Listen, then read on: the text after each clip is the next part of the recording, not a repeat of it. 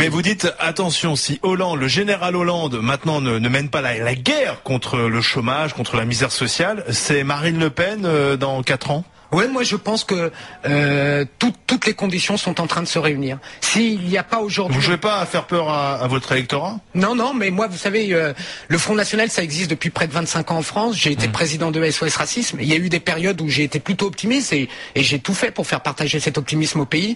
Mais parfois, il faut avoir un langage de vérité. Et aujourd'hui, je vois les idées du Front National pénétrer toutes les couches de la population, y compris dans les banlieues, y compris dans les cités.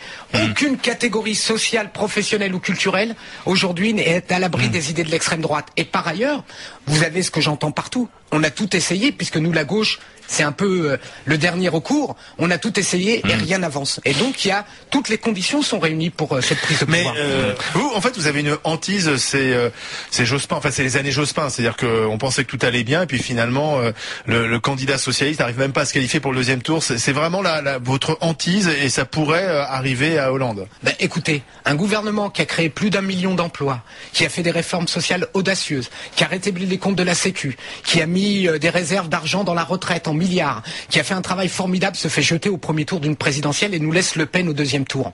Et là, on est en train de crever le plafond du chômage. On est dans des difficultés sociales incroyables. On a une extrême droite qui s'est modernisée, qui a affûté son discours et qui est en train de monter en puissance. Et moi, je devrais être tranquille, peinard, en train de dire, bon, bah, pour l'instant, tout va bien, et je gère ma petite vie de député. Ouais, moi, je suis très inquiet. Je vous l'ai dit, moi, je viens des milieux de prolos. Les prolos, aujourd'hui, ils n'en peuvent plus.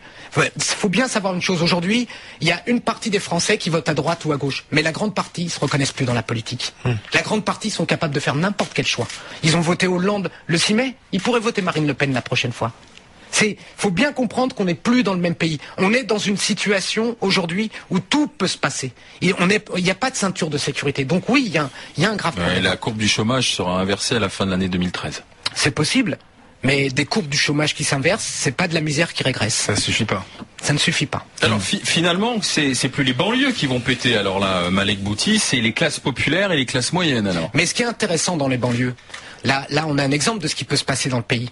Quand en 2005, les banlieues ont pété, qu'est-ce qui s'est passé depuis? Ça avait été mon pronostic. Ben, ça va de mal en pis. En fait, c'est une destruction totale, une destruction sociale. Et si le pays pète, on va se retrouver dans la même situation. Et on voit bien aujourd'hui que, par exemple, j'évoquais les idées de Marine Le Pen. Elles pénètrent dans les banlieues aujourd'hui. Et très fortement. Plus comme avant où elles étaient barrées. Donc quand je vois la situation dans le pays, l'expérience des banlieues m'apprend une chose. C'est que, à un moment, quand vous êtes descendu trop bas, il est trop tard pour le rattraper. C'est dès le début qu'il faut agir. Et donc pour vous, c'est pas le droit de vote aux étrangers qui réglera le problème? Ah non, moi je l'ai dit, je suis très clair. Je pense qu'aujourd'hui, c'est pas ça la priorité. La priorité, c'est de l'emploi pour tout le monde.